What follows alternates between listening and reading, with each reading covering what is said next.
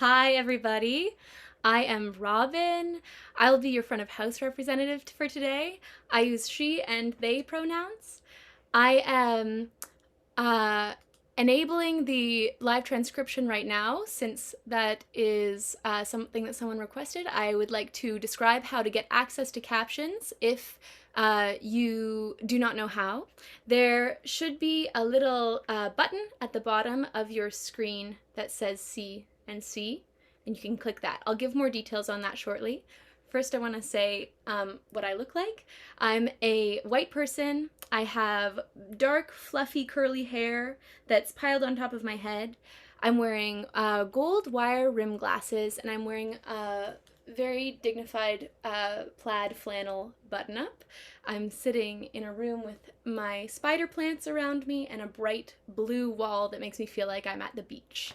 Um, I'll be here for tech support throughout, so you can message me in the chat if you need.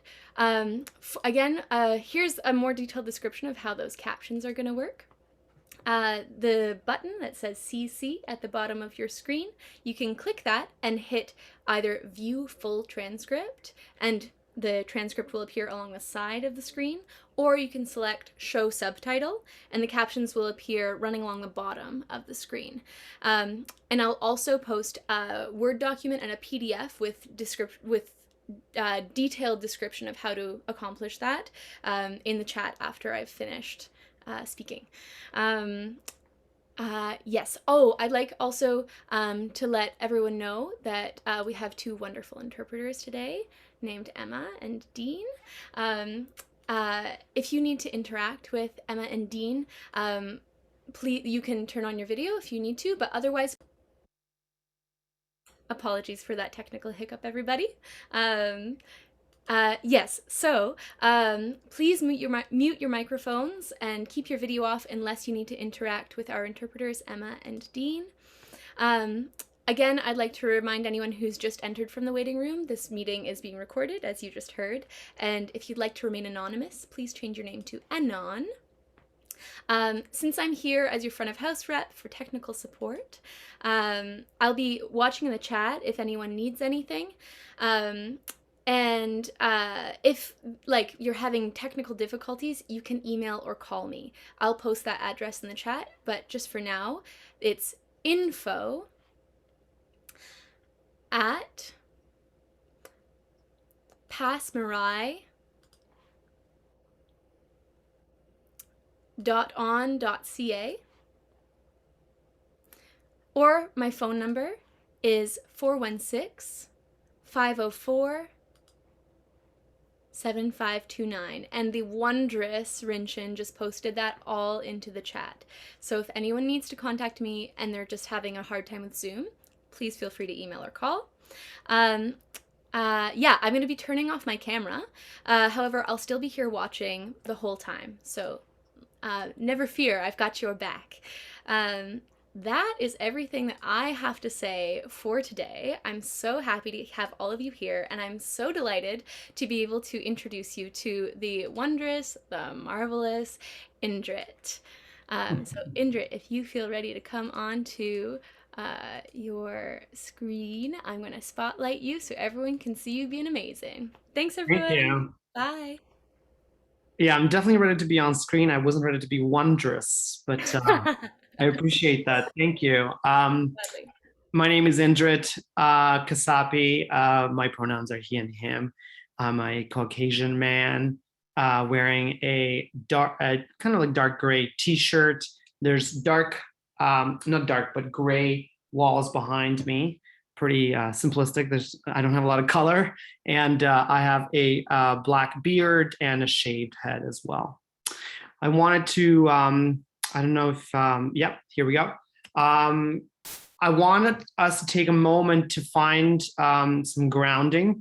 If you can find a way to connect with the floor wherever you're at, if you want to just make sure that you're touching the floor with your feet, or if you want to lie on the floor too, you can also do that.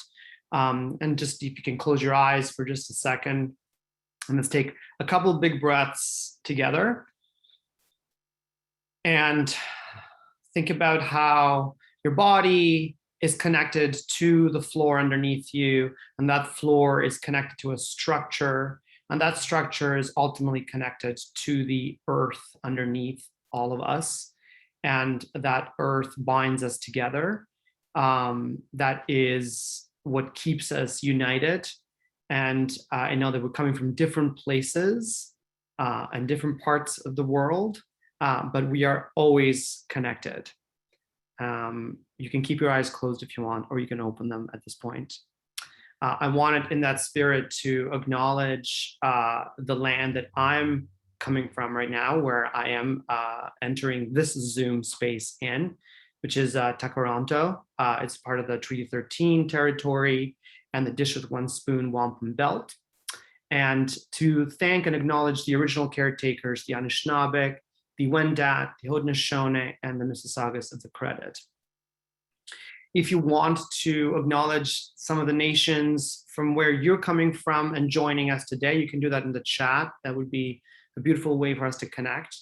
I also wanted to acknowledge the fact that we are connecting via technology, that we're all using internet, and we're all using this application called Zoom, and that a lot of that takes a lot of energy that for a lot of communities is not accessible, and a lot of communities don't actually have any access to it at all.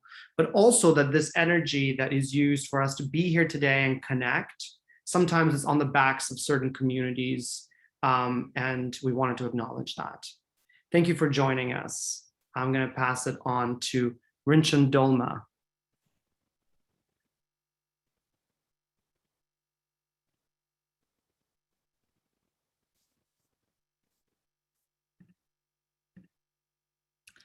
Hi, everyone. I just want to welcome everyone again. And thank you for joining us this afternoon for our third workshop in our Digital Creators Lab workshop series this month.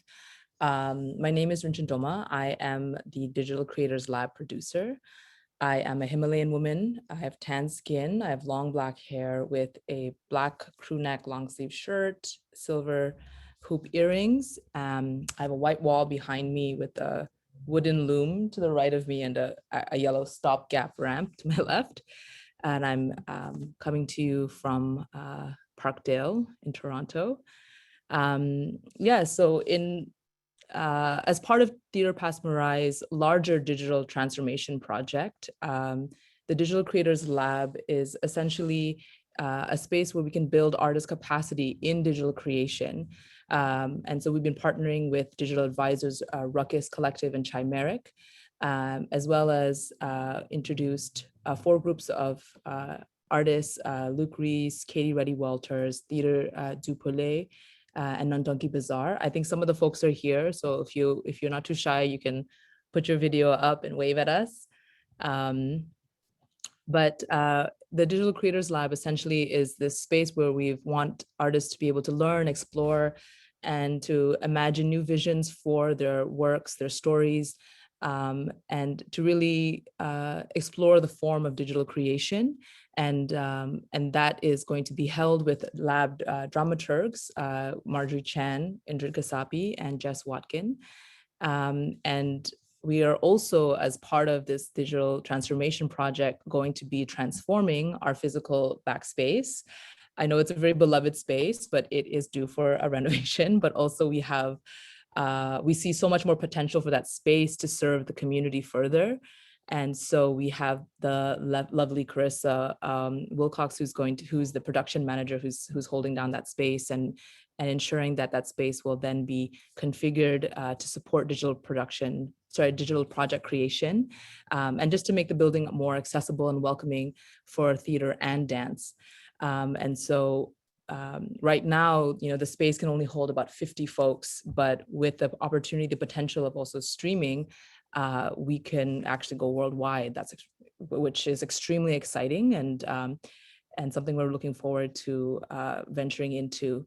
So so today is, like I said, the last of the workshop series, but it's not the last you'll hear of the Digital Creation Lab. We are going to be working with these artists for the next couple of months, letting them play and explore. And then actually in the new year, we're going to be able to come back to you and share with the community what they've learned and what we've been able to incorporate into the digital the new backspace, which would be a digital creation space. And we're very excited for you to be able to actually engage with us and also use that space in the future, because that's what the vision is actually for us to continue to have this space serve our artists, but our community at large.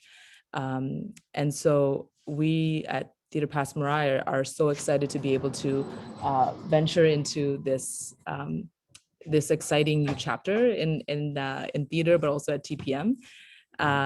So today we're going to have Marjorie Chan, Indrit, Kasapi, and Jess Watkin. Like I said, they're the dramaturgs for the Digital Creation Creators Lab, and just speak on accessibility in digital creation and the work that we've been doing thus far at TPM. And at the end of this workshop, we will have a Q&A, so please do stick around towards the end and ask us any questions that you might have. But for now, I'd like to pass it on to our lovely guests, Marjorie, Indrit, Jess.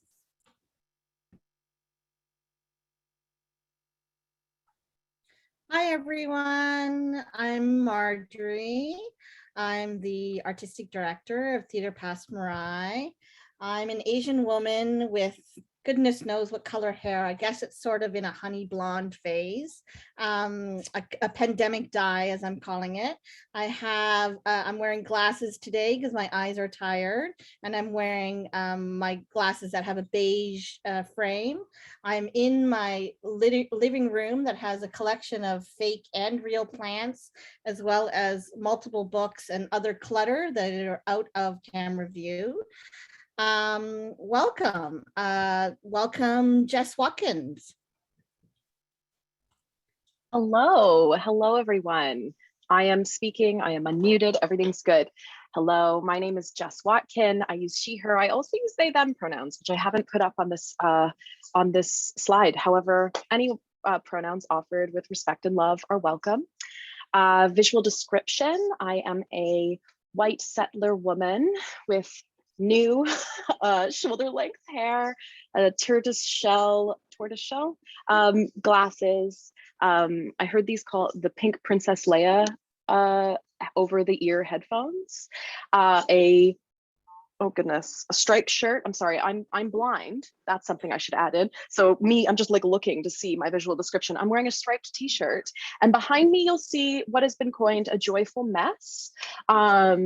I'm a textile artist. There's lots of yarn, or the scary mask that you may see, which my students pointed out to me recently. And if you don't know me, hello, I'm so glad to meet everyone. I'm a PhD candidate at U of T, specializing in disabled artists and disability performance. And I also dramaturge and do all kinds of art things. So that is me. And Indrit, you've already been introduced. Are you introducing again? No, I think that's okay. I think, yeah. Sounds good. Mine is not that exciting. So I wish I had masks like you do. So we do want to take this time for everyone who's on this call to actually take the time to be comfortable. So if, currently I'm in my living room chair, at my dining room table, but I do have a footrest underneath because I'm short. So I just need a little bit of support. I have water nearby, but if I was listening to this presentation, maybe I'd be on my iPad and be lying down on my couch, for example, and still be able to access this presentation in the same way. So we encourage you just to do what you like, even if that means turning off all your cameras, if it means standing up, if it means lying down. We want you to be comfortable as we dive into this session. I will say I think we're being quite ambitious. We're looking at the overview now. We're being a little bit ambitious about what we're trying to cover today. So if a slide moves on, it's because Indrit's keeping time on us and going, stop telling stories and get to the content. So we are trying to cover quite a bit today. And just as you can see on the screen, I'll read it out loud as well. Disability justice, relaxed performance approach, 1111, which will be a case study. We'll have a break. Speculation, which is also a case study with a couple of access points. May I take your arm? Again, a couple of access points there, as well as our accessibility labs. And basically our approach, you know, to be frank, is really talking about it from the place of where we come from the work we've done, from the experience that we have. And so that's why we're using these particular examples today, just talking about our recent experience as a company doing all of this work primarily happened during the pandemic. And so it's kind of the most recent information that we have, and sharing kind of our approaches, our techniques, and our challenges through that. I think though we're going to start with a little bit of grounding and real kind of like, for me, a real important framework that's such a real critical part of how to approach accessibility, and how it really grounds our work and helps our questioning and explorations at Theatre Passe Muraille, is the framework of disability justice. So I'm going to hand it over to Jess. Thank you, Marjorie. This is Jess speaking. So first things first, here in this space, we use the term disability. It's not a scary word. A lot of disabled people use this word. If you're a disabled person and you choose to use a different word, differently abled, or anything else that you feel comfortable with, fully support that as well. However, I just wanted to start off with that because sometimes people see the word disability, and maybe because you've signed up for this workshop, that doesn't scare you. But I just wanted to normalize that. I'm disabled. Disability justice is an action of disability pride and centering disability experience. So it's not meant to be anything else other than that. So very briefly, I'm going to give like the teeniest crash course in disability justice just to ground us. So first things first, disability justice is brand new. It's in the last 15 to 20 years. It's been emerging from the Bay Area in California by Black, Indigenous, and disabled people of color. And so it's specifically being created out of the legacy of the civil rights movement. And that's where the disability rights movement kind of gained momentum in the last 40 years, seeing how the civil rights movement in the United States kind of created community, created action and movement with Black Americans, thinking about ways we can, and Black disabled people, bringing those things to the disability justice and disability rights movements. And now we're here with disability justice, which is essentially, and I'm going to use a little bit of a couple of framing from the disability justice primer, which I'm actually going to drop down here in the chat. It's $7 US to get the ebook version. Highly recommend if you're interested in this, particularly to support Sins Invalid, which is the artist company who created this emerging strategy essentially, but also because it gives so much more comprehension about how to do it, how to enact these and create a movement in these within the spirit of disability justice. So the first things first, a disability justice framework understands that all bodies are unique and essential, that all bodies have strengths and needs that must be met. So not just disabled bodies, but all bodies. Everyone in this Zoom room has a need, and Marjorie kind of mentioned that earlier. If there's something you can do right now that's relaxed that you need, and maybe you've been neglecting that because of a work day, I highly recommend that you enact that disability justice for yourself and react to your needs. Other two things, we are powerful not despite the complexities of our bodies, but because of them. That's a really important one when we think about access and how powerful differing ways of understanding and receiving performance and anything is. And finally, all bodies are confined by ability, race, gender, sexuality, class, nation state, religion, and more, and we cannot separate them. So disability justice really understands that intersectional piece. And Marjorie, I'll give you a bit of a moment to talk about this slide,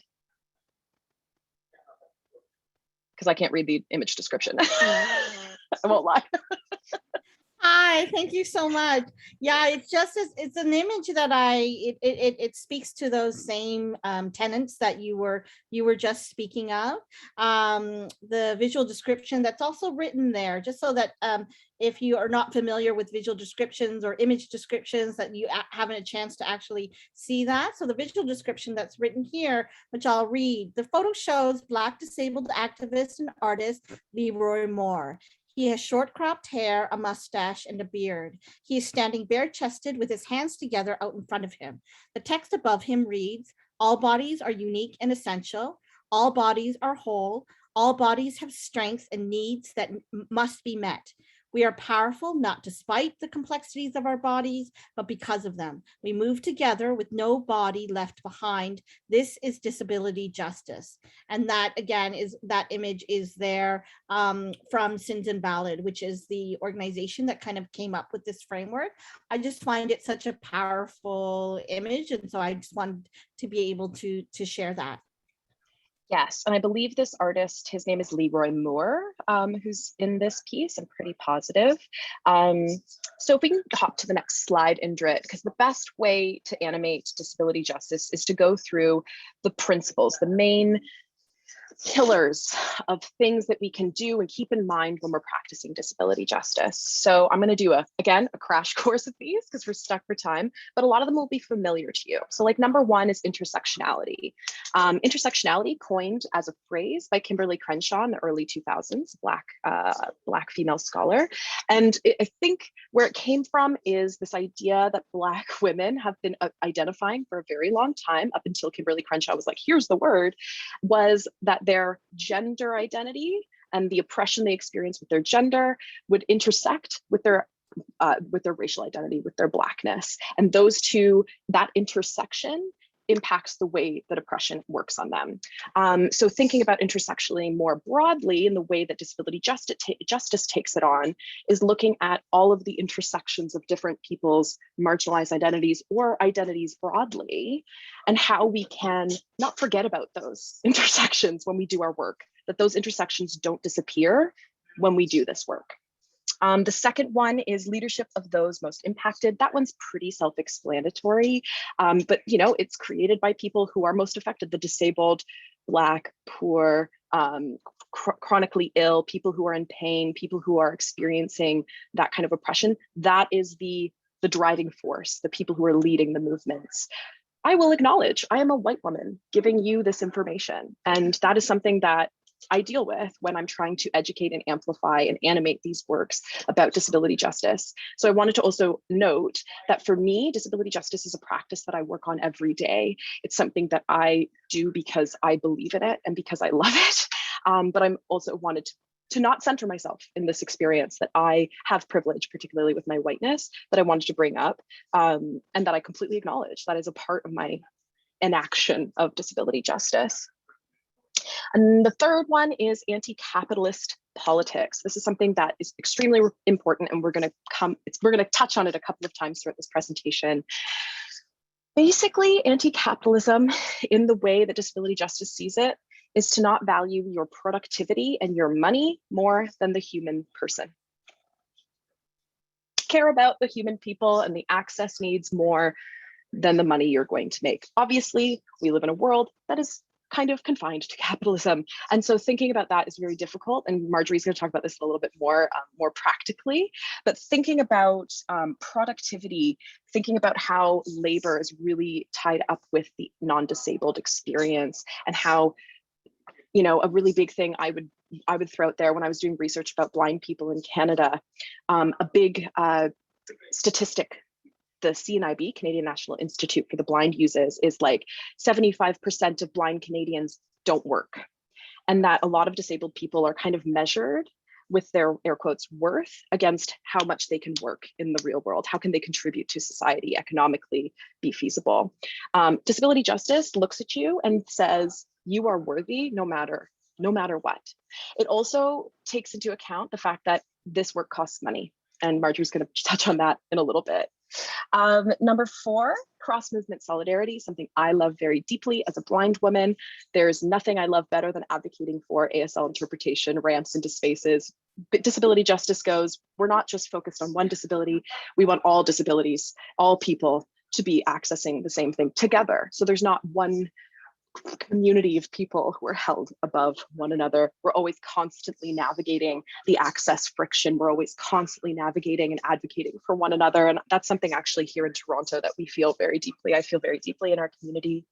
Number 5, okay, I'm gonna go speed up. I can feel Indrit probably moving the slides. Okay, 5, recognizing wholeness. That one's also mildly self-explanatory. We are identifying that you are a human being. You are not just what you bring to this project. You are not just what you bring monetarily. You are not just what you produce, but you are not just your body. You are also something where all of you is welcome and acknowledged in this space. Number 6 is sustainability. Disability justice is really engaged with climate crisis and our earth and nature, and really connected with the fact that the way that we survive is also being on a viable earth. And so finding sustainable ways of doing accessibility, doing engagement with disabled communities, because a lot of the times there is that kind of, I don't want to say waste, but there is something around that. And there's actually lots of folks doing that research at Concordia right now. Strangely, I just found out, reading a thing about that, sustainability and disability. Number 7 is commitment to cross-disability solidarity. So that's similar to cross-movement solidarity. Oh, I messed up these two, but they're both similar, right? Cross-disability solidarity, disabled people working on different advocacy for different disabled people. Cross-movement solidarity, disability justice is trying to break down capitalism, racism, patriarchy, enacting this framework works towards breaking down those barriers as well. Okay, we have a couple more left.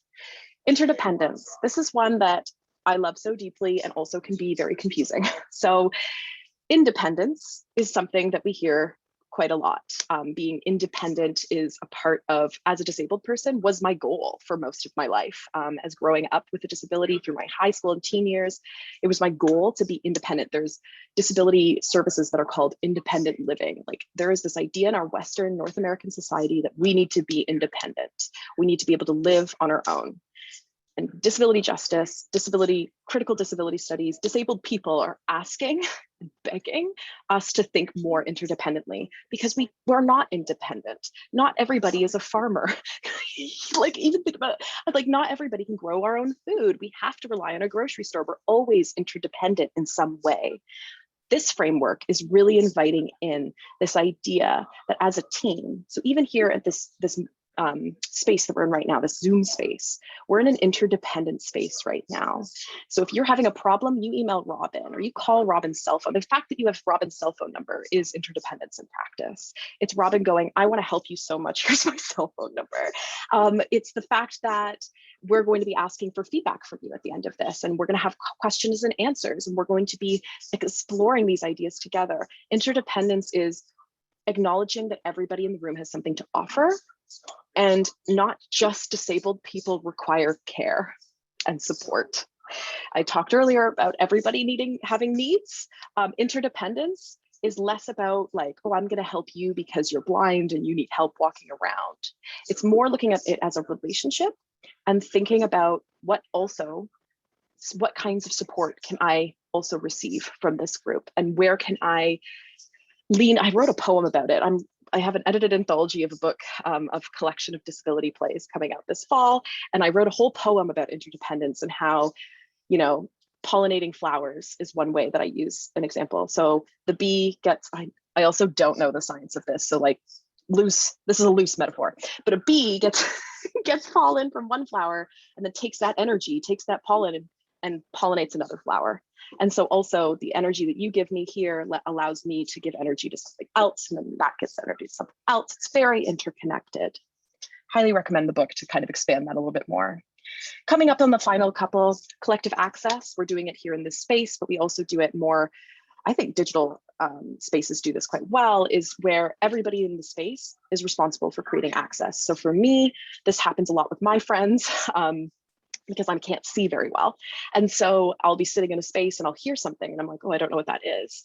And, instead of having an audio describer proper tell me there's somebody walking into the space right now, or a garbage truck just past your apartment, it's my partner telling me that, or it's my friends who I'm walking down the street with. Or when I see a performance that doesn't have audio description, it's the person I go and see a performance for, asking them, hey, is that person smiling when they say I love you? Those are the kind of collective access, and we can do that more and more as we move into more. It's hard to do when we're all isolated and online. However, it's something that is not hard to do. It is attainable. And then finally, collective liberation. We move together. we're trying to make it better for all of us. And so this is specifically looking at, I'm like looking here, we honor the long-standing legacies of resilience and resistance, which are the inheritance of all of us whose bodies and minds will not conform. Our goal is not to be the best, it's to have collective liberation. And I think, just to end this diatribe, my chat on disability justice, is that it's a process. And also it has room for failure and mistakes. And I think that's something that this workshop is going to, not saying that we've made lots of mistakes, but the whole point is we want to try. And so disability justice invites trying and invites working towards that liberation in ways that maybe we haven't thought of before.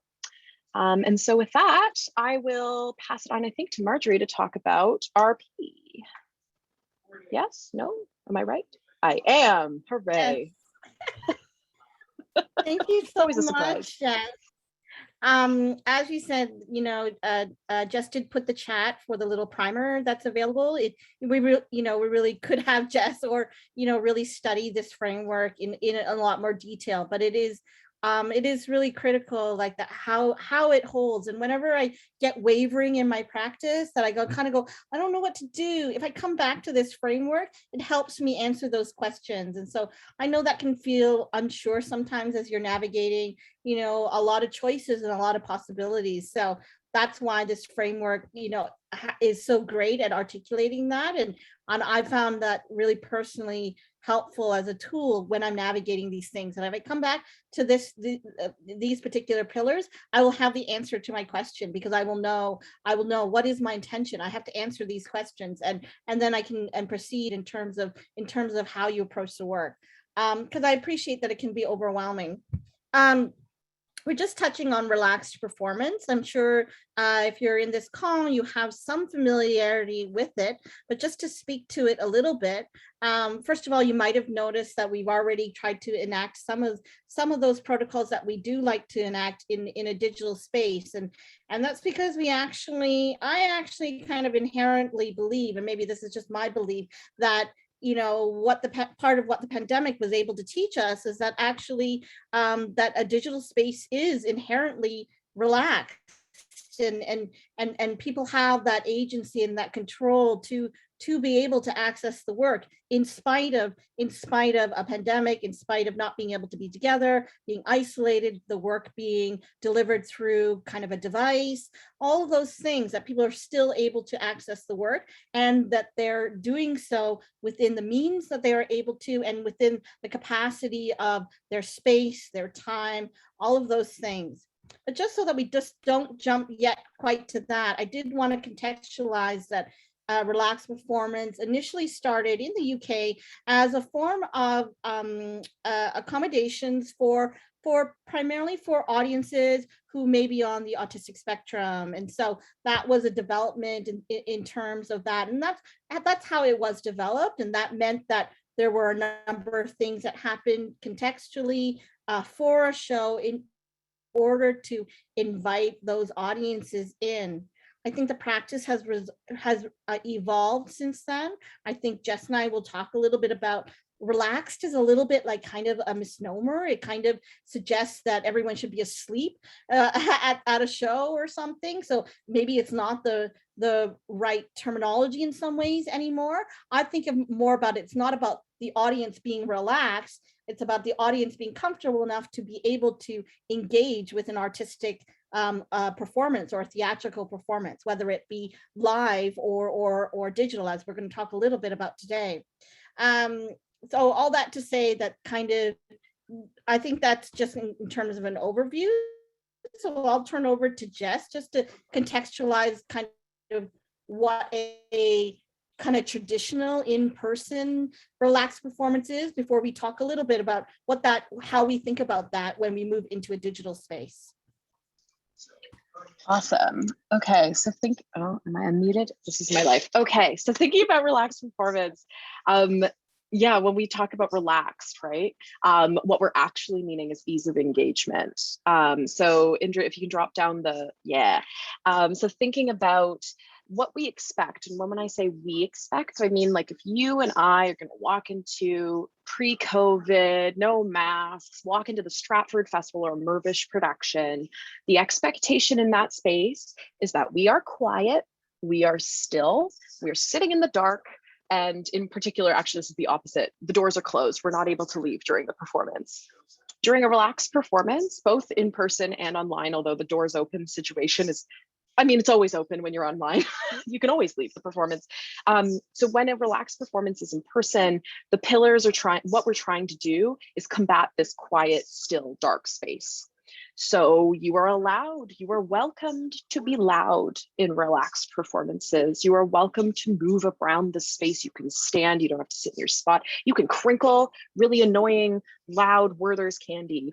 Please eat during, if you need to eat right now, please eat. I'm just gonna keep doing relaxed performance things to folks because those are things that like I've had, you know, in February 2020, I put up a full show that I had a whole run of relaxed performance, literally titanium at the next stage.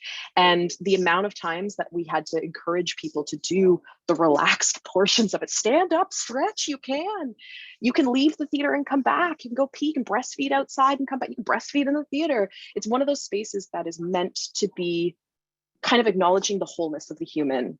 And if we can go to the next slide there, Indrit, it's kind of talking more about who should know about the performance. This is actually something, I don't know if I told Marjorie and Indrit I was going to talk about this. The first relaxed performance I attended was a Theatre Pass Mariah performance. And Andy McKim came out and talked about it. I think it was Severn Thompson's Bear. Rock my world. Also so happy to be in a relaxed performance for that show. And he talked about what was about to happen. And I think that was like the most important part for me of learning about relaxed performance, because if you don't benefit, and I think you do, I benefit from relaxed performance, but if maybe you're not somebody who a relaxed performance is regularly advertised to, thinking about folks who are neurodivergent, children, things like that, then maybe you don't know what a relaxed performance is. And if you show up at a relaxed performance having no idea what that is, then what are you supposed to expect? And so my suggestion for everybody is that everybody should know what a relaxed performance is, especially if you're doing it in your theater space or on your digital spaces. So thinking about the audience members, they should know what to expect. The box office staff, volunteers, anybody who's engaging with the people who are audience members who might ask questions about the relaxed performance. Also, those people are the people who, if the doors are open during a performance, are going to see people coming in and out of the theater. And it's happened to me many a time at many different theater spaces where I've left a theater and tried to go back in or brought in food or whatever. And the box office staff has no idea it's a relaxed performance, and that's okay. Also the actors and production team, anybody who's going to be in the theater space while the relaxed performance is happening should probably have had a primer on the relaxed performance protocols and what's about to happen. I put that on the list specifically because I was working pre-pandemic, oh my gosh, 2 years ago up at York, and I was teaching relaxed performance with them with the British Council, and we had an actor come to our postmortem, and she was like, I would have loved to get this training, so I would have actually known how to do the pre-show notes. And I was like, dope, write that down. Thanks. So and also the audience, you know, if people aren't accessing the relaxed performance proper, if they don't need that ease of engagement, they already have that as a normie, no, that's not what I meant, non-disabled person, then knowing what to expect, knowing that there might be noise in this performance that might disrupt your viewing experience, and you may not have experienced that before. I've been in many relaxed performance where I have seen somebody using their relaxed performance right of standing and twitching or doing the things that make them feel comfortable and able to engage with the performance, and people around them staring at them, giving them the stink eye. I just want to punch them in the back of the head, but actually it's not their fault. I wonder if we could have kind of done a little bit more educating around what to expect during these relaxed performances. So those are kind of the big things. Like Marjorie was saying, this is really important for in-person performance, but I do think, and we're about to shift into our digital space, you know, most performances, most times you're on Zoom, it is a quote relaxed performance, depending on what kind of meetings you're in. But in terms of performances, I mean, I've watched all kinds of performances from my couch, from my bed, from my car. And so I think it's really interesting to think about the possibility of introducing that action into a digital space.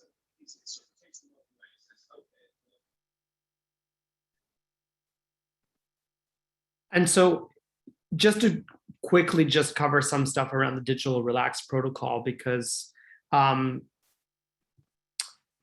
this is Indrit speaking. I should have said that. But what's important to know is that there's an inherent sense of it being relaxed when you're online with the digital experience because people have a lot more control over the experiences they have.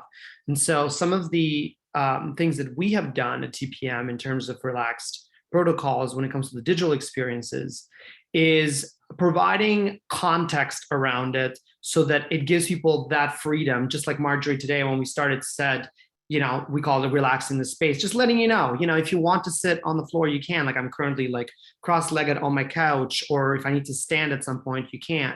So there's usually a welcome speech that invites people to do so during the performance if they feel like doing that.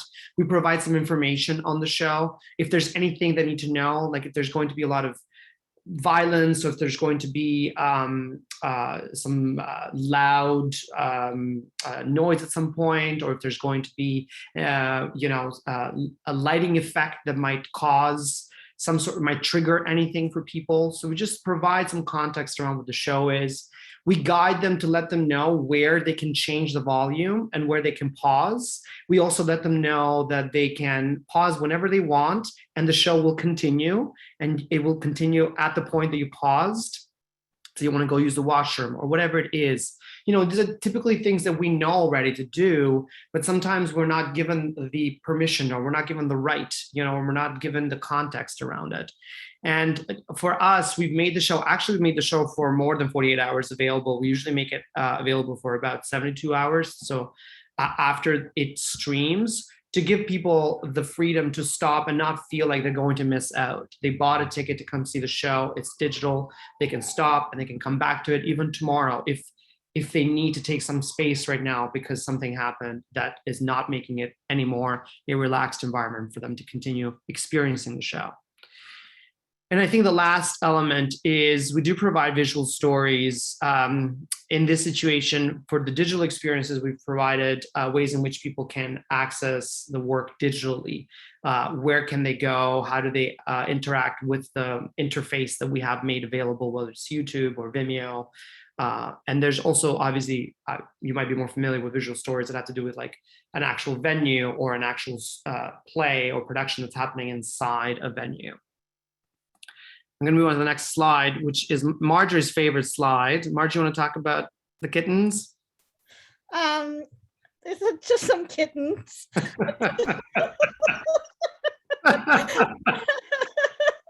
I just had sometimes when I'm just like, we're changing direction and I don't have the good slide, that sometimes I might just put in the kittens because I'm like, okay, I need to get some slides to get in here. We're changing direction a little bit. Thank you so much. I think just to give you some context that like in terms of relaxed performances, like we're starting to think of all of kind of any our works that become streamed or available online that that are relaxed. And so just changing direction. So that's why I put the kittens in there. Just to like also, are you relaxed? Because here's a pair of really cute kittens. So I'm just wondering if that helps at all. Just we're going to move into another section of kind of, we're a little bit behind time. We're going to just talk a little bit, just very quickly, the very first kind of access point for digital productions. I think, captioning is something that you can jump into quite quickly. So I'll just let Indrit speak to that first. Yeah, and so the two, I guess, aims, we can call it, of the captioning are providing the audio content to people who are deaf or hard of hearing. However, it also is a way to provide audio content to anyone who may need support in the performance language.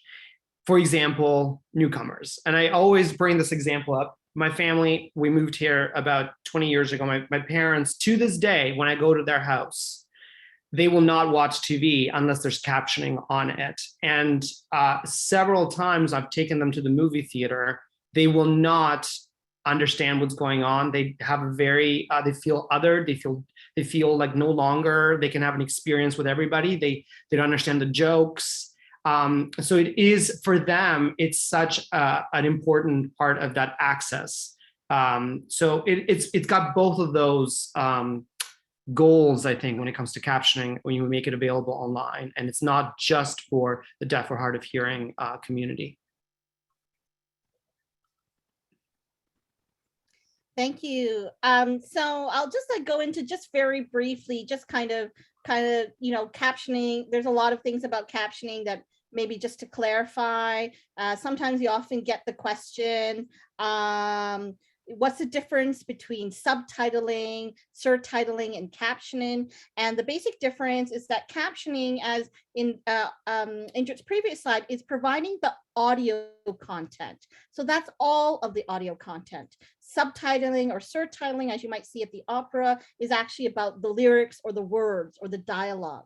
So captioning covers more of that, covers, for example, there could be no subtitles while you're watching something because someone is sneaking through a forest. However, with captioning, that might include, oh, the crunch of the boot in the forest as they're walking through. So it's just providing that audio content. Surtitling, just so you're aware, surtitling is actually copyrighted by the Canadian Opera Company, who were the first people to kind of give access to operas in that way, operas that were done in German or Italian or French, for them to be translated and then surtitled, and sur being on top, sub being on bottom. But just a caution that if you do use the word surtitling in your marketing, someone from the COC may email you. I'll just say that. Not always, but sometimes they might. That has happened for sure. And then captioning, of course, as we're talking about, live captioning is if that's done by a person live, and often they're using like courthouse shorthand in order for that. So there's a whole profession of people who do that and do that really well, just kind of in pure translation mode, that just actually objective translation, just the word in and into the computer and then right away.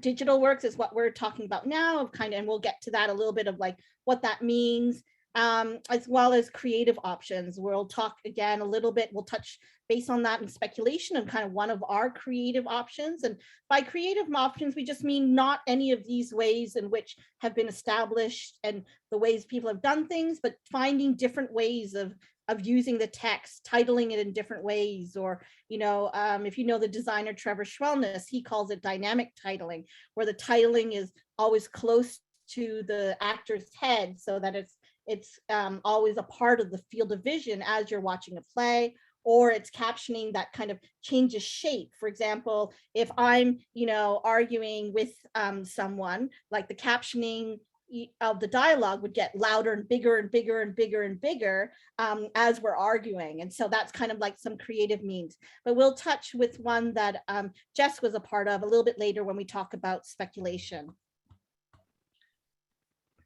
So what I've included here is a little video, just because I think sometimes when we talk about captioning, it can feel like it can be a lot of work and all that kind of stuff, and I think technology is helping us a lot these days. And Instagram introduced captioning. Actually, you can just load a video and it will automatically do the captioning for you. And so our marketing manager, Emily, made a cute little video which I wanted to share with you in terms of how this kind of this sense of creativity with captioning can come in handy when you're thinking about digital works. Hello. This is Emily from TPM. And I woke up to the amazing news that Instagram now has auto captioning. So I just want to share with you how to access this. So this is me from a minute ago. You're going to go into this, Captions, and it'll start to transcribe. And as always, theater pass marai is spelled wrong. So you're going to click into it and you can select the words that are wrong. And I got cut off there, but you can see the point. You can edit the words, and now they should appear in the correct timing as you're speaking. And I like to decrease my video size, as you can see here, so that the words are appearing without any interference of all this background image. And that's how you add auto captions on Instagram. This is so exciting. Know your thoughts below, and if you have any questions, also leave a comment, and I will try to get to you as soon as. So if you have comments, you can definitely contact Emily. I think she's here already. I think she's joined us. So here's we're going to talk a bit about the case study, which was the 1111 production, the digital production by Samson Bonkabantu Brown. And in this case, we had a video. The work was actually recorded with pretty fancy cameras, and then we had to put it up and available for the public. And the big thing for that was, how do we make captioning available to our community? And so I'm going to share a little bit of a clip here so you can get some sense on the work for 1111. And you'll see how the captioning works in terms of the way that it's described. And for those that are not familiar, 1111 is a one-person show by Samson Bonkabantu Brown, and it explores the other side of fear through the eyes of a young Black trans man struggling to understand the ancestral messages that are saturating his dreams. So here's a little clip from there. Because they were weaker in military warfare, moved upwards. They have a festival that they call the Great Trek.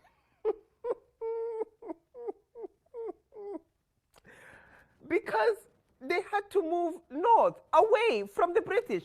So the Dutch are all around up here, and then the British are all around down here, and then this area, Namibia, was taken by the Germans.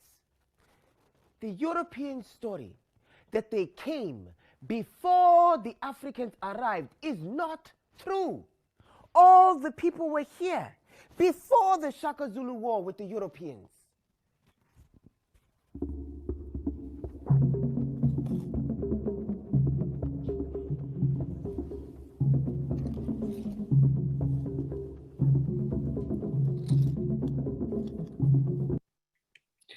So if you noticed, in the captioning, there was asterisks to sort of delineate between the dialogue that Samson was speaking and also their actions that they were doing, or the sounds that might be happening, just to basically describe that audio experience.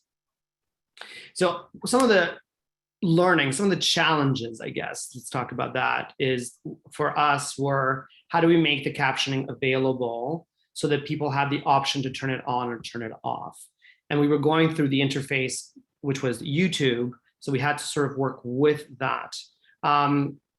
And it became a problem because it took a long time for us to be able to get those captioning ready to go and to release it in the time. So that was like the first learning that we had. We had not allotted enough time in order for us to load the video, get the captioning going, fix the captioning, because of course it's not going to be right, and then make it available for our community that was coming in to see it. So we didn't have that time. Obviously, we had to go back and make the captioning, embed it into the video. When you embed the captioning in the video, there's a couple of things that you have some freedom now, depending on where you want to put the captioning, how you want to put it, how big you want to make it, what color you want to make it. And you can get even more creative with that, and you can make it not just at the bottom of the frame. In this case, we kept what you might call, traditional. I put that in quotations because I don't want to create those kinds of dynamics, traditional or not. But anyway, that something that we're more used to, it's where it's at the bottom of the screen. It can also be anywhere on your screen, similar to what you can do on Instagram. And on top as well, with this specific show, there are very specific cultural references. There are names of places, names of people, of entities that I think for obvious reasons, the YouTube interface probably doesn't recognize right away. And so they're going to be written wrong. And so, and if you have somebody who's captioning it for you, like, do they understand what those specific cultural references are? Do they have some sort of education or knowledge around it? And as well, if you're moving into the direction of it being dynamic or interesting or creative, like, how is that representing those specific cultures? How is it respecting that? How is it from the dynamics between these individuals, where you place it in the frame, how big you make it, what color you make it, all those things affect that experience. For us, the first learning that we had was the amount of time we needed to allot to it. And I think we'll come back to this concept of time. I have a feeling we'll get back to this concept of time and touch upon sort of the anti-capitalist ideas that we sort of brought up earlier on. I think it's time for a little break. Don't you think, Marjorie? Jess, what do you think? Yes. We love a break. What time is it? Should we do 5? 5 minutes, so 3:08. If you could come back, please have a drink of water, Wiggle, lie down, stand up. We'll see you soon. 3:08.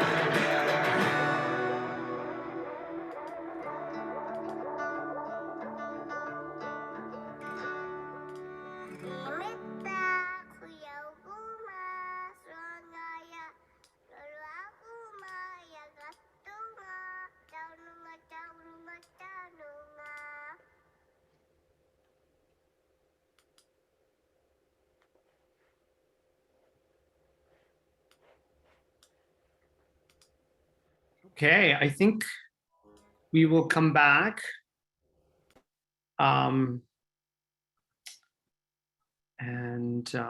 Marjorie's having a cookie. Are you eating a cookie, Marjorie? No, I'm good. Okay, you're good. Nice.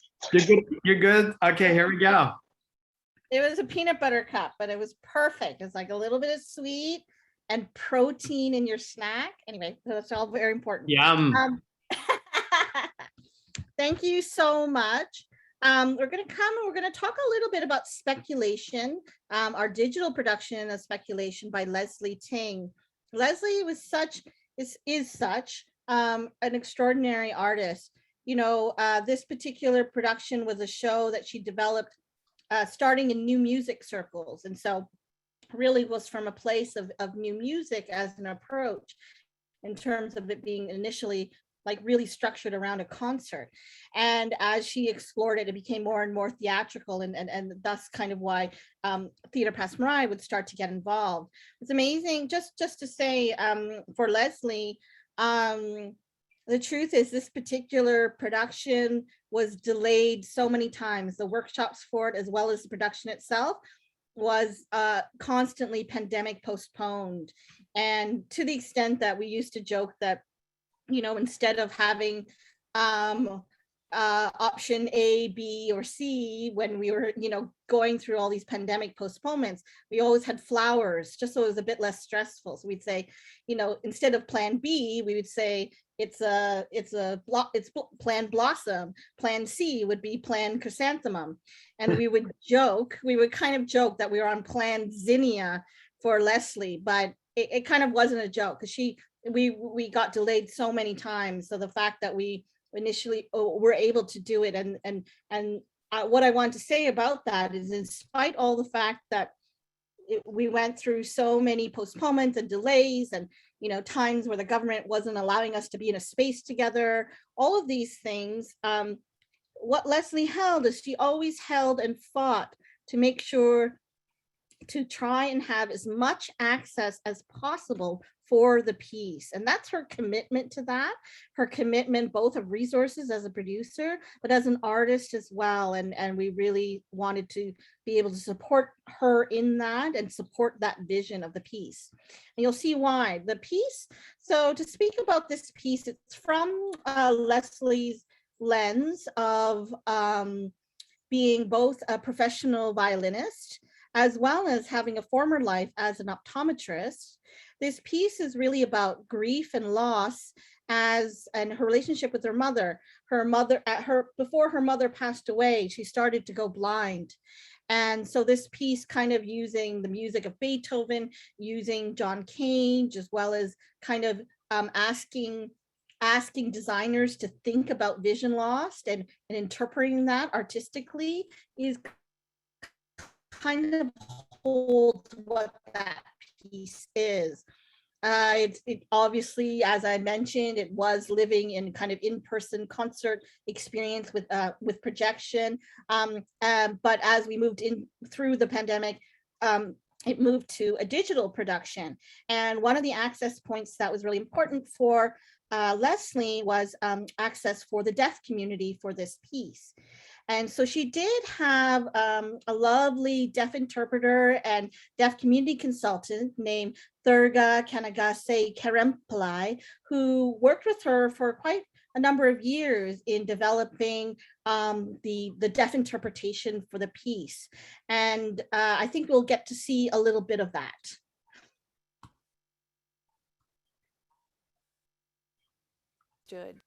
Stood and writes, "Forgive me when you see me draw back, when I would have gladly mingled with you." My mother was also becoming withdrawn and socially isolated. It was hard for her to talk about the vision loss and constant changes, and complicated and tiresome for her to explain what she could and couldn't see, what the condition was, and what all the treatments were. I could see that family and friends wanted to be there for her, but she couldn't always seem to bring herself to be with them. Beethoven wrote about this. He called it his wretched existence, and explains, for so susceptible a body,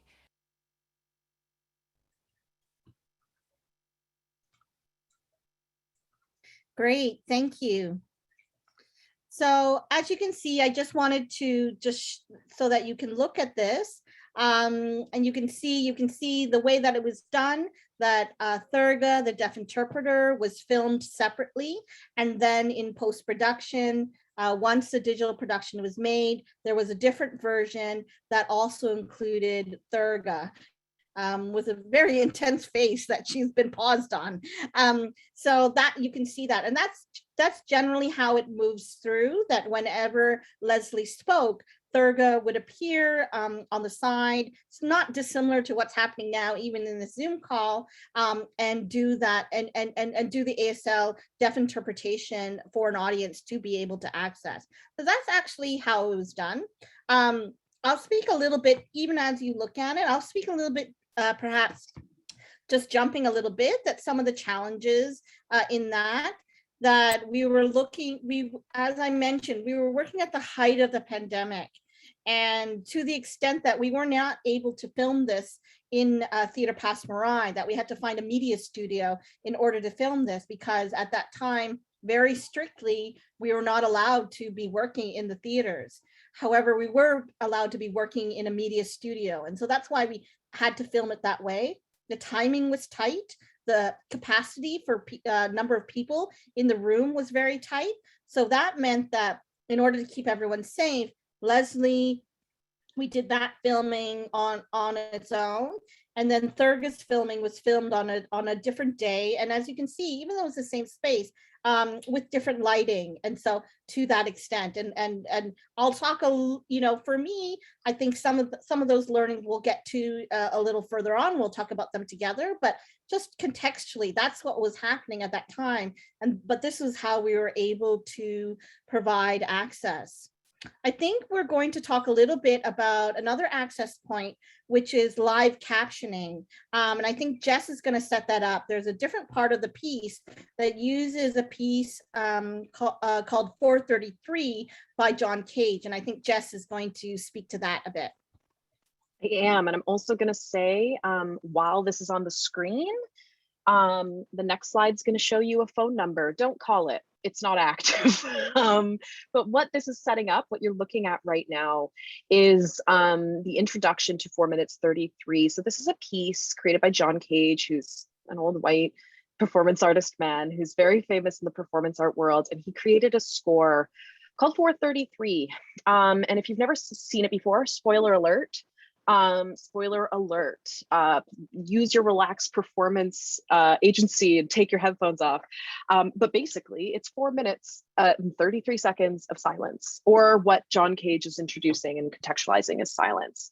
So what happens, first time I saw this, I believe we're about to see on the screen after this this plays through, Leslie is, yeah, you could probably turn it on, Indrit. Leslie's gonna come out with her violin and just stand there as if she's about to start to play, and not play for 4 minutes and 33 seconds. And then that's the full piece. And so here is the phone number. Don't call that phone number unless you really want to get more silence, in which case, there you go. And so what happens in this piece normally in real person, in real life, in person, is that the audience, if they don't know what the piece is, start to rustle, start to get confused, start to look around, start to make noise. As a blind person, the first time I saw this was in school during my MA, and it was a drum set on stage. And here's Leslie, she's gonna start doing the piece probably right now. This is her performing the piece and just coming out and about to play the drums, about to play the violin, and nothing happens. As a blind person, sitting in silence when you are expecting a performance, very confusing. Can also imagine if you can't hear, it would also be quite confusing. And so the invitation here was a very wonderful invitation for me, was to translate the sound of what's actually happening in this moment. And so what happened for the digital performance is we had people call in that wonderful number. And so everybody was on a big conference call, unmuted. And so all of us were hearing, like 100 people or something, we're all hearing each other's kind of houses. And that's what Leslie is hearing in this piece as well. So the piece is actually not silence. It's actually the sound that is created by the audience experiencing silence. So that was the task that Indrit and Marjorie and Leslie asked me to do.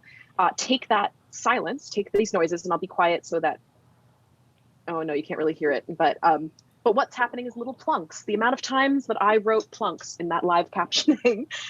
So basically they invited me to think through, to listen to what is actually happening in terms of real sound in this 4 minutes 33 and interpret it into language.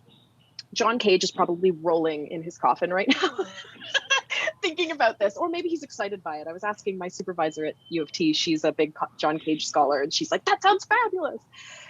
So I spent a lot of time, I'm blind, so I actually am not fluent in ASL, but I am an advocate. And as I talked about earlier, cross-disability solidarity is big for me.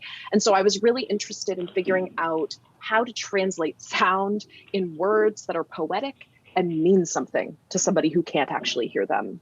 And so that was a challenge, but also quite exciting. What an invitation. And so that meant that I spent a lot of time thinking about grammar and if English speaking grammar mattered.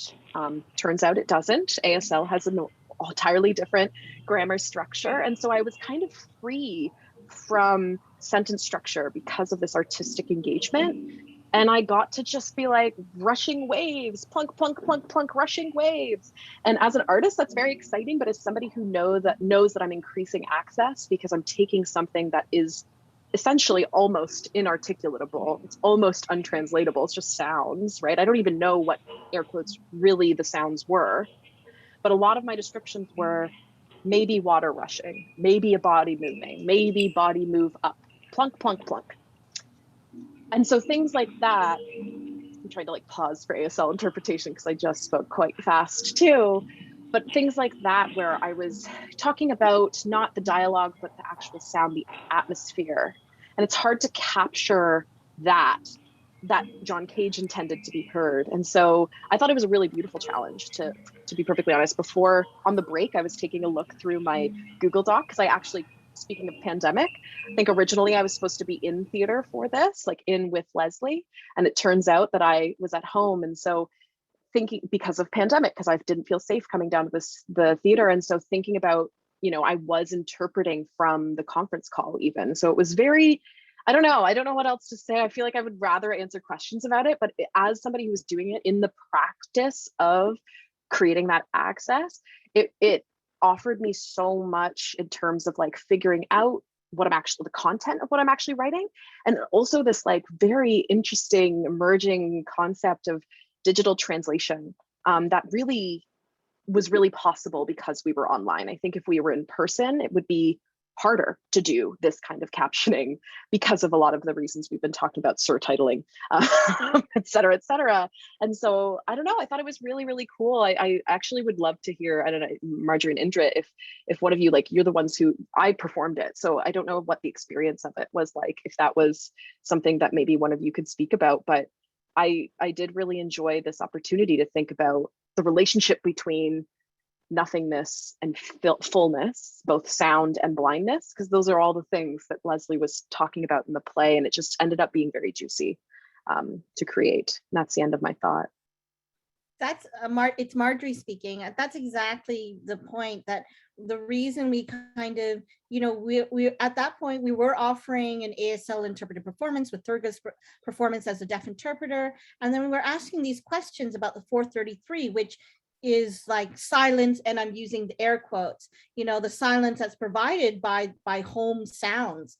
It was actually much more rich a performance than had we been in a theater, because at the theater we wouldn't have heard people's kitchens. In one, my cat that's passed away since meows in the middle of the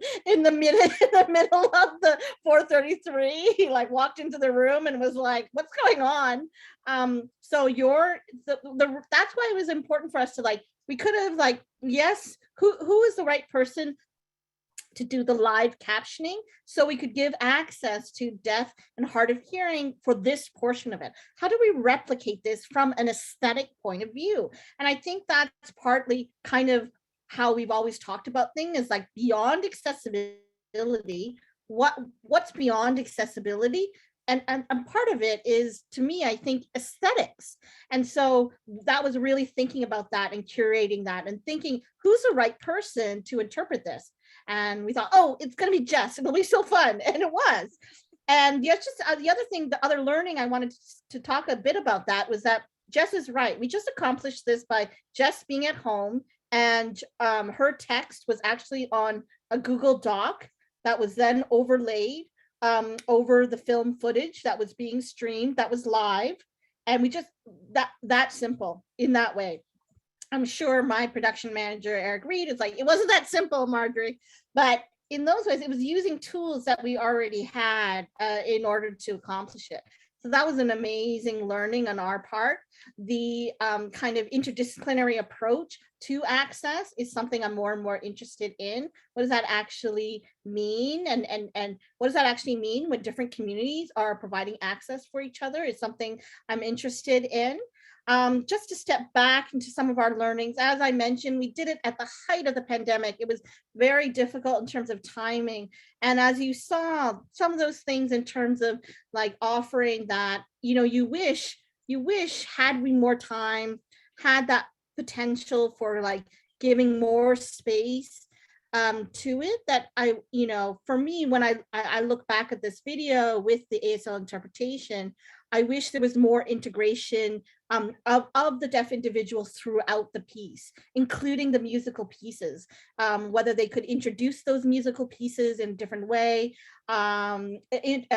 integration of aesthetics, like could Thurga's lighting have matched what was going on with Leslie's lighting as it shifted, things like that, I want to say, I think even 3 years ago, 5 years ago, that's a luxury to be able to think about, but I think we're there now. I think I want to be there now, that I want to think about all of those things, the entire thing, the entire aesthetics. How are you providing access with the entire aesthetics? We didn't have that opportunity at that time. Again, we were in the middle of the pandemic, but those are some of my learnings after. It's like, again, how can I give more time? How can I think of that further ahead? How can we give more resources to the artists much earlier so that they could have rehearsed together, that the lighting designer could also have been working on Thurga's lighting while also thinking about the lighting that was lighting Leslie and the piano performer as well. So again, that's in the same theme, I think.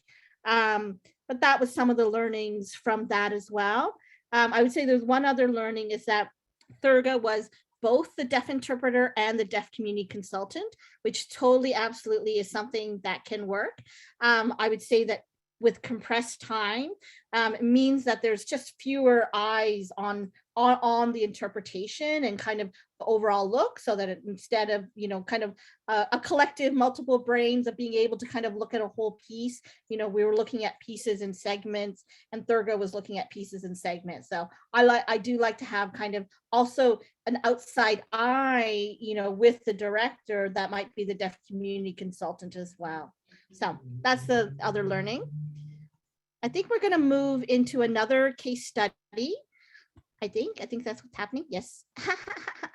So our next case study is May I Take Your Arm?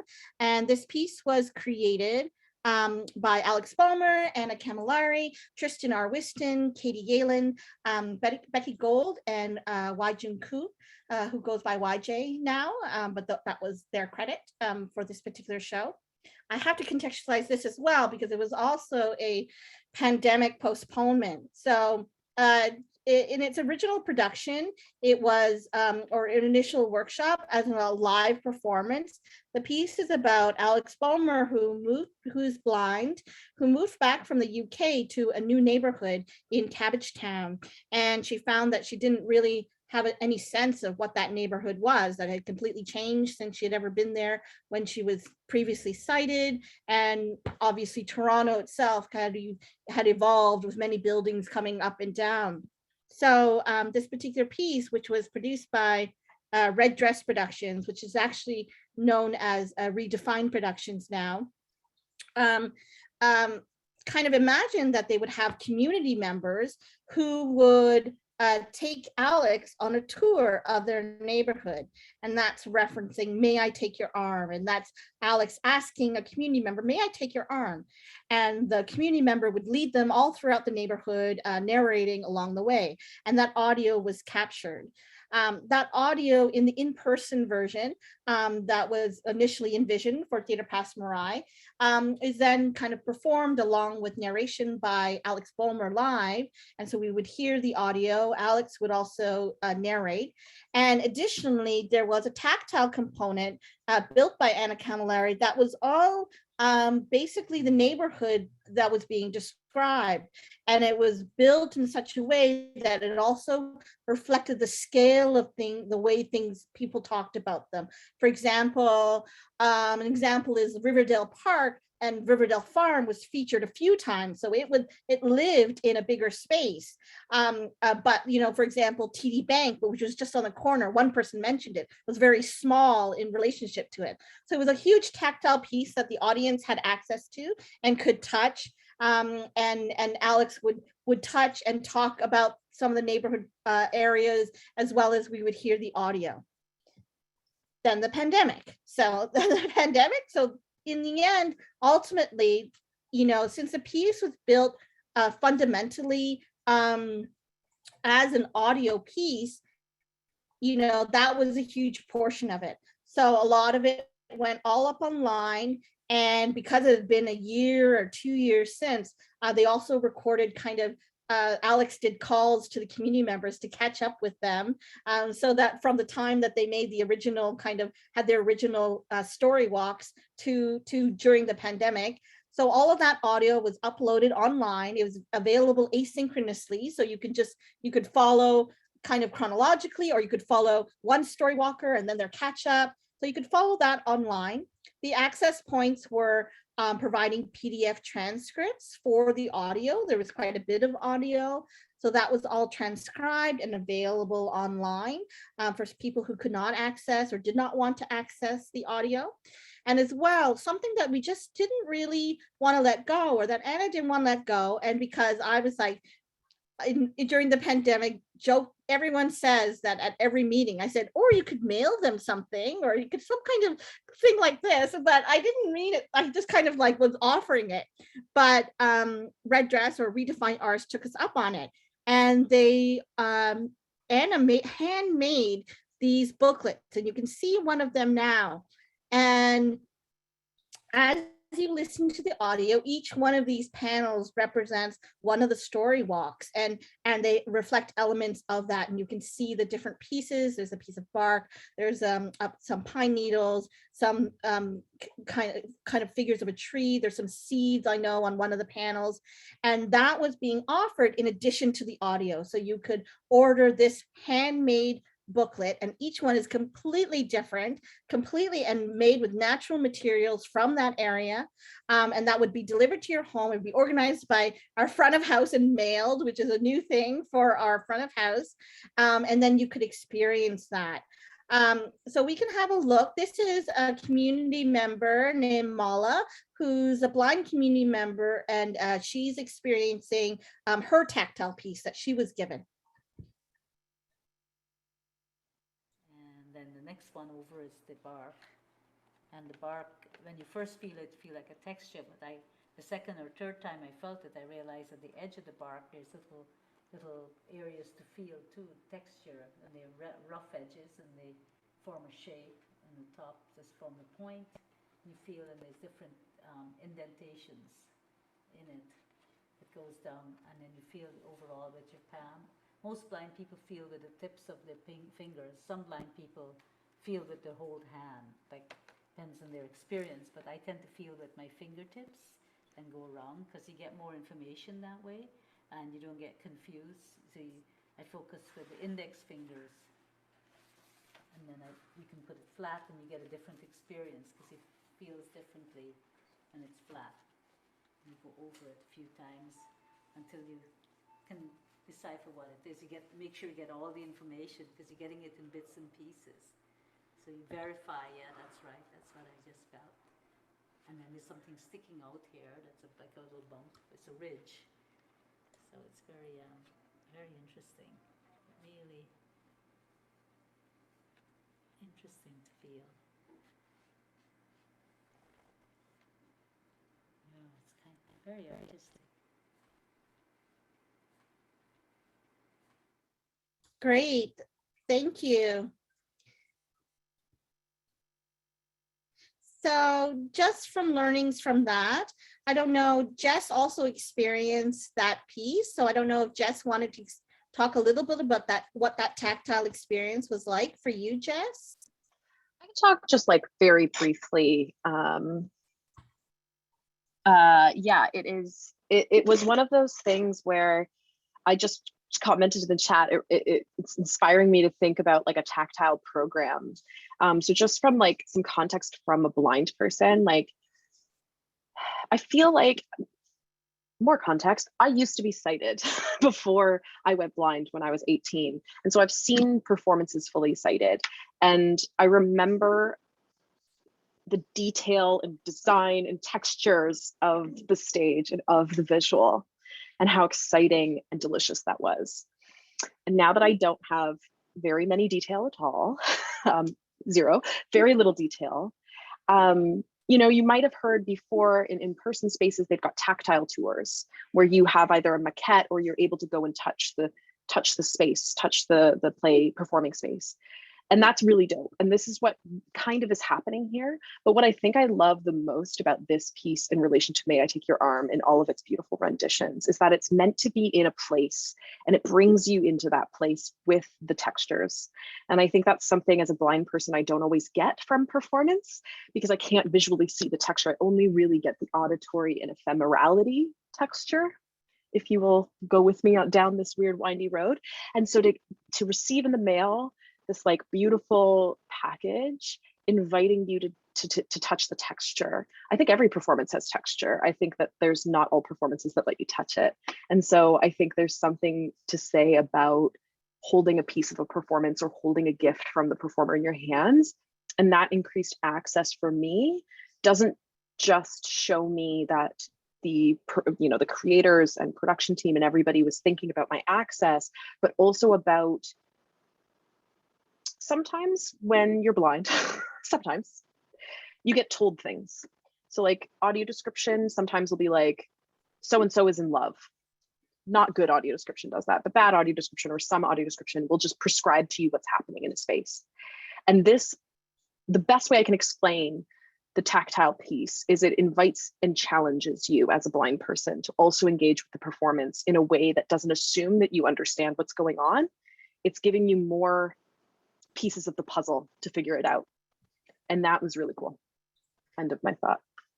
Thank you, Jess. I think that's a really great way to put it, is like access that gives you the space for an artistic interpretation, that everyone has the right to have an artistic interpretation of a piece, should they want it. And so that the fact that the audio didn't say, now turn the book and you will touch this and then this is the story. The fact that it offered it in such an elegant way and you had to explore it in that way. The only other thing I was going to mention, and maybe this is part of our learnings too, the only thing I was going to mention about the book was that it also had smell because it used natural elements. And it didn't happen to us, but we were very aware that we were like sending things. If someone was allergic to something, would they know to ask that, and we did have to put a little disclaimer because we weren't, as I mentioned, every single book was different. So every single one had different natural elements. So we did just kind of have to say that. But the idea that what you're saying, Jess, of kind of offering kind of space for all these senses, is smell is not one that we use in theater very much, and I'm not sure that we will. I think we'll be going back to theater for a bit with our masks on. So if you're smelling a lot, then your mask is not good then probably. But it's an interesting thing that we were able to do, and we were able to accomplish that in the pandemic. Again, this is under digital, but like for us, it's talking about projects that are outside the box or have an approach in a different way. Some of the learnings, like for me, is that I really enjoyed that the fact that everything was asynchronous. I could enjoy it on my own time. I could listen to one and then go away. I could listen to one later. I could just follow one story. I could go back and listen to that other story. Oh, right. You know, and then go back to the book. So I enjoyed that part of it. But a part that I missed, and I think the producing company also missed, is that a couple of times we did some viewings together where we would do kind of bring a group together on Zoom and share the show together and walk through that. We missed that collective feeling. And I worry that, like, with too much agency, you know, people don't engage with shows. And I say that as someone who purchased a heck of a lot of digital shows and forgot to watch them, or just was too busy to watch them. That I just actually, but if a digital show, even if it wasn't live, only happened at 8:00 on Thursday, and that's the ticket I bought, then I would go and see it. But if it didn't have that structure, I was not coordinated enough to kind of really be able to do that. And so I'm really glad a lot of companies around the world got my money, but I didn't actually access the show.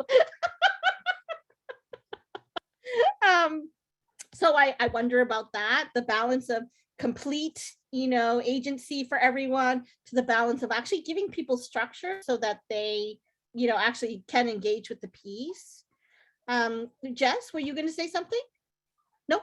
Another challenge, just a fundamental challenge, and it's always part of like a journey, you know, kind of when you're doing this work, is that ultimately, if the main form of a piece is an audio drama, just fundamentally, basically, inherently, that is not accessible to a deaf or hard of hearing community. And the reverse is also true.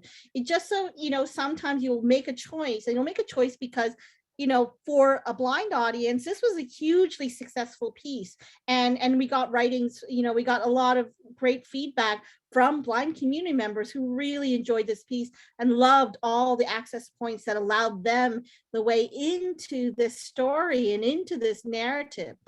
So then the other part of it is, like I'm saying, that's a choice. That's a choice that needs to be made in order to focus and give priority to one community, because that's the community that they were speaking to in particular. It makes that much harder. How do you make that piece accessible to a deaf and hard of hearing community?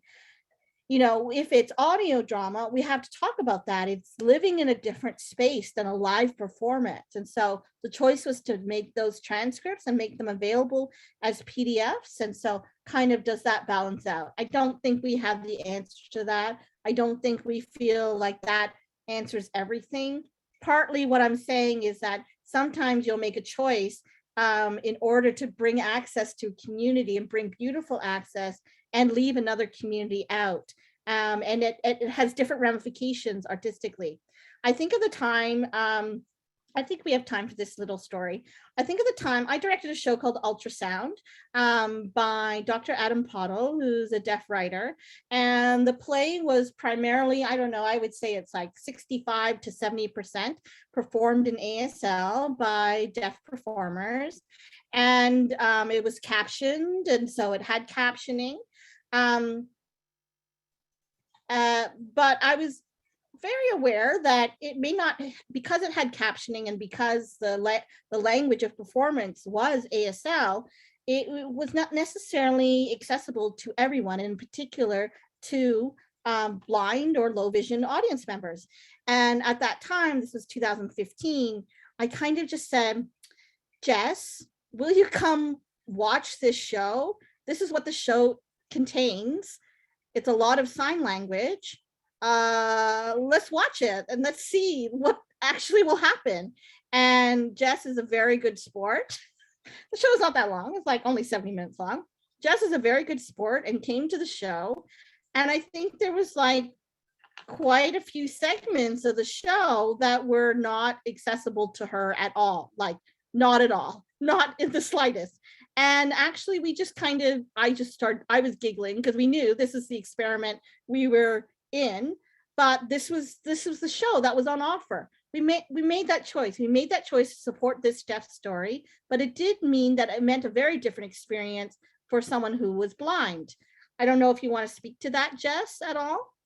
I'll say very quickly, I did get some really cool vibrations and some thunder out of, because I believe the team was experimenting with vibration as transition and some really cool creative stuff there. And I will also say that I'm the kind of blind person, disabled person, who will never be pissed because I couldn't access this performance. So I will also say that, like, I'm a weird art person. I love to see things, like I love seeing a dance show that I can't see what's going on. And then I'm like, what did I get out of that? And so seeing ultrasound gave me so much. I think I learned a lot about what I could receive as a blind audience member, and actually learned a lot about like understanding and meaning of performance, because I got certain things and didn't get other things, and really thinking about physicality and things like that. So that was definitely a fun experience to figure out. Thank you. I think we're going to move on to our last case study. I think we're not too bad on time. So I'll hand it over to Indrit. Yes. If you need to shake it off a little bit or move around, you can do that. You know, I know it's been a lot of us talking. Sometimes I feel like I hope people are inspired. Yeah, so the last case study will be one of the accessibility labs which we did, which was funded by the Toronto Arts Council's Open Door funding. We worked with the 1111 team, which we introduced a bit earlier by Samson Bonkabantu Brown and the director Tsulu Kalema. And we worked with that team to experiment a little bit on how we could provide ASL interpretation and some captioning via augmented reality. For those who don't know what augmented reality is, it's a bit different than virtual reality. In virtual reality, you have a headset and you go into a virtual reality. It's a completely different place. You're not interacting with what's called the real world. Whereas with augmented reality, you have glasses or you can use your phone. Filters are one version of augmented reality, which we experience on a regular basis if you use like Snapchat and TikTok, and I think they're also on Instagram as well. But basically you have access to what's going on around you, and then it's augmented. There's something else that's added to it that you can experience via either goggles or smartphones, etc. And so I'm just going to set up a little bit of a video that we're going to show. It's a bit of a longer clip. It's about 2.5 minutes long, to give you an idea of the work that was going on, both in terms of the interpretation, the ASL interpretation that needed to happen, the translation of the work from English with South African to ASL, as well as the technological work that was happening in terms of putting the interpretation into augmented reality. If I'm going to draw your attentions for you to pay a little bit more bring your focus to what's going on in the background. When you see the performance, you'll see that our deaf community consultant and our deaf interpreter, Courage Bacchus, are in the background with the headsets and their pieces, what's it called? Like phones, the iPhones that they used.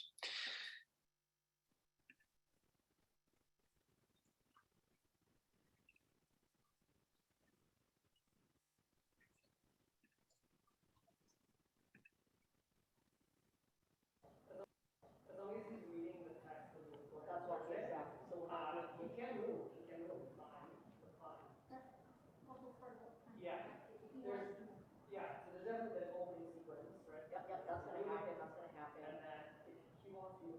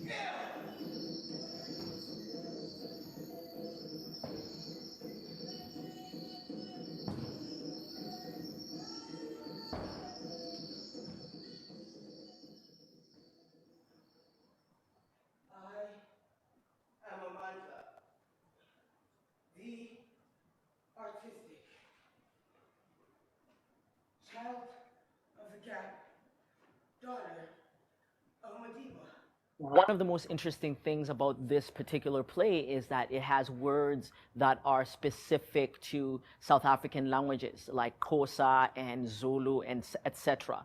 And so working with the ASL team, it was like a question of translation, whether we needed to translate those sounds, and also because I like to use certain sounds, not spoken word, but even sounds, even those had to be sort of described.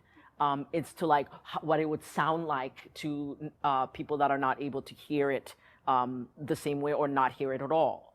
And so we've had to sort of not just work on the text, but also work on the sound of the play and the soundtrack of the play. With Courage big on the cell phone, I had to find the actor on stage. I had to literally go, instead of seeing the whole entire stage and then seeing Courage. I don't think Courage should be too small, but I think. So, just because I see also the time is running by really fast. The one big thing I think to take away from this is that this was an incredible experiment that we did with the augmented reality, and it really was. It took us onto this, like new avenues, new pathways of the ways we're going to think digitally as well. So presumably, one could make ASL interpretation available at any of our shows all the time. You can just come with your phone and you can scan probably a QR code or something, and you can just, you have control over where you want to see it, how big you want to make it, whether you want captioning as well or not captioning as well. So it doesn't limit us to inviting the deaf community only 1 or 2 nights out of the entire run of the show. We could say you can come at any time, right?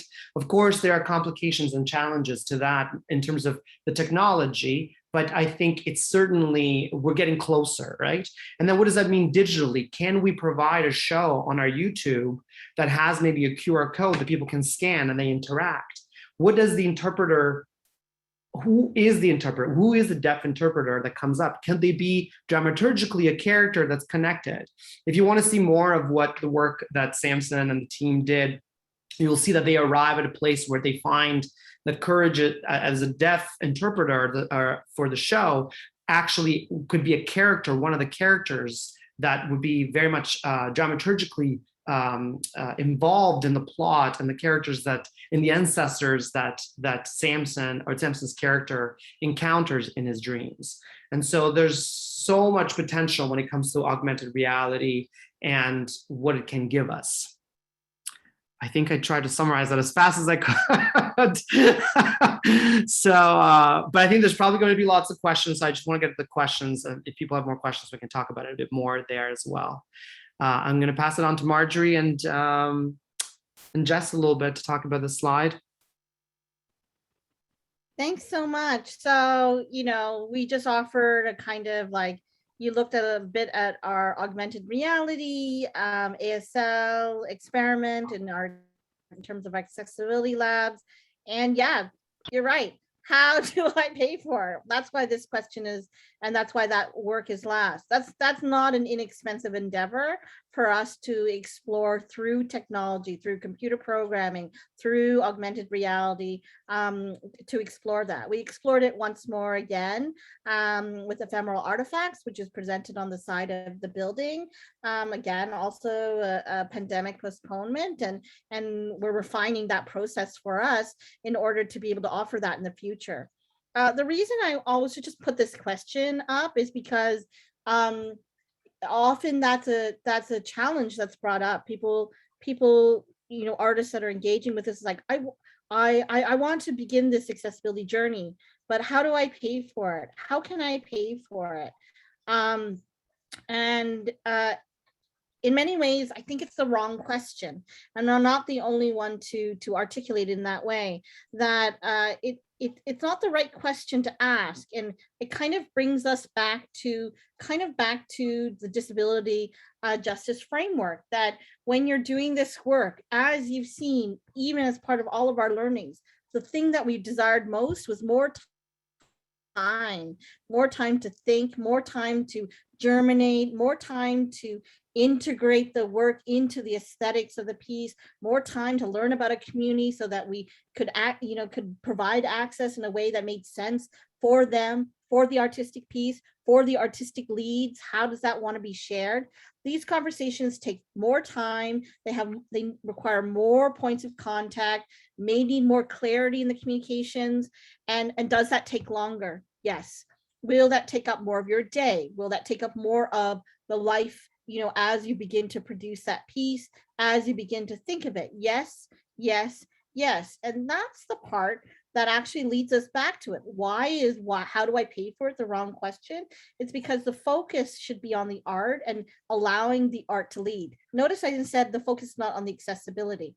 To me, I'm wanting to use those in the same way, to think about accessibility and art in the same framework, that you're thinking of actually what's needed in order to present this art, in brackets, accessibility, accessible art in the best way possible. What is needed? Yes, you do have to back that up and figure out how you're going to piece together those pieces in order to support it. But if you ask yourself from that perspective, from a perspective that has an anti-capitalist lens, then you're understanding how you want to approach it, and then you can plan for that.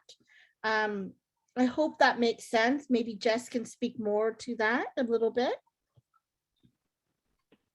Yeah, I think just to add about prioritizing the work and bringing it back to disability justice full circle right at the end of the presentation, but it's acknowledging the human first, and then the productivity, the timelines, the external pressures of doing all of this work, of producing a performance, and really bringing it back and thinking, okay, but why are we doing this? Are we doing it to serve an external timeline? Are we doing it to serve the art and the artists? And I think for me, if it's a shift of priorities, I could be wrong, but I do think for me, it's acknowledging the art, the artist, the people as people. And not all people work under these timelines, and not just all people, but all processes, as Marjorie has just outlined, right? Creating good, accessible, aesthetically rich performance and art takes time. And it does because it deserves that time and deserves that attention. And I'll end with my favorite quote from Marjorie when she was asking me to be one of the dramaturgs on this specific project, and it's now cited in my dissertation, quote, "Access deserves our artistic attention," end quote. Sure does, sure does. And so I think that's what it takes time, end of thought.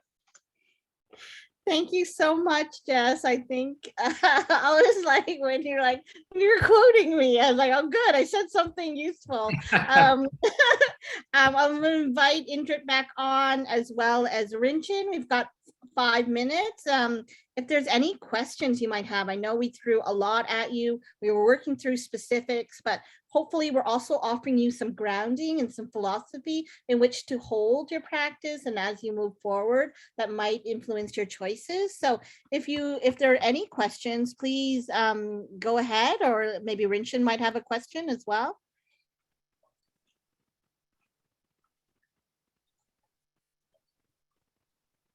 Oh, hi folks. Hi, Rinchin. Hi, welcome back. Yeah, if there's any questions, please do populate in the chat. I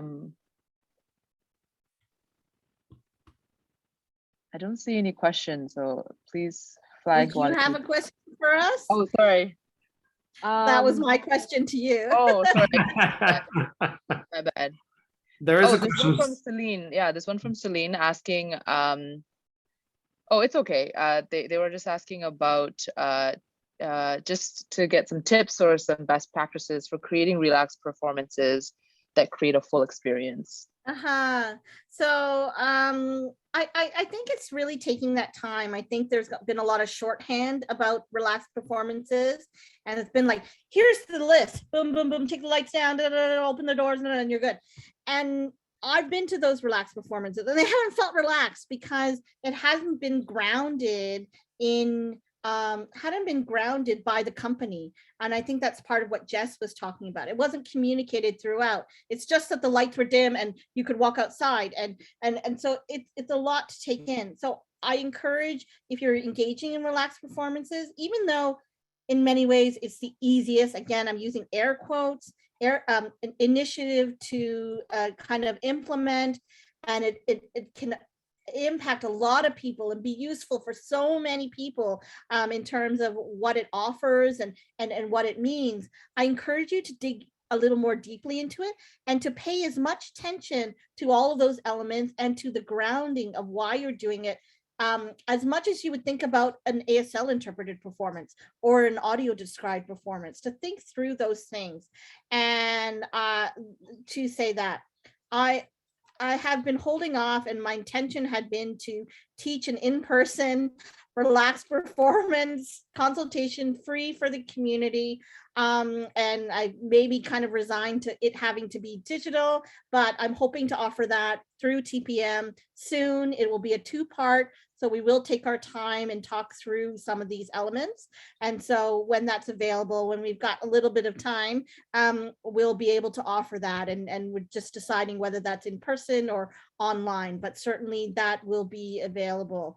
And there are other people who also kind of offer that kind of guidance in terms of relaxed performance, but we are hoping to offer one from our company.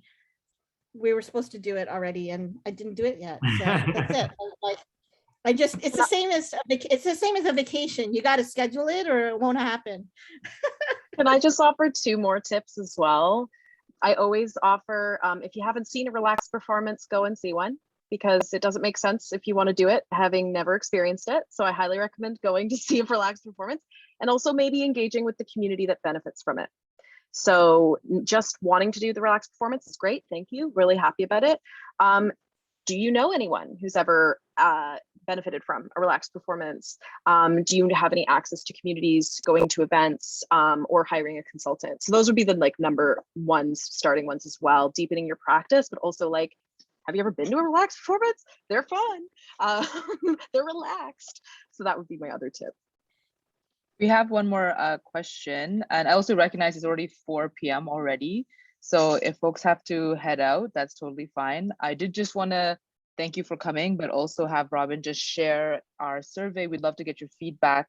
As I'd mentioned earlier, we are learning from this new experience of venturing into this digital transformation project. So we would really appreciate the community's thoughts on what they've experienced.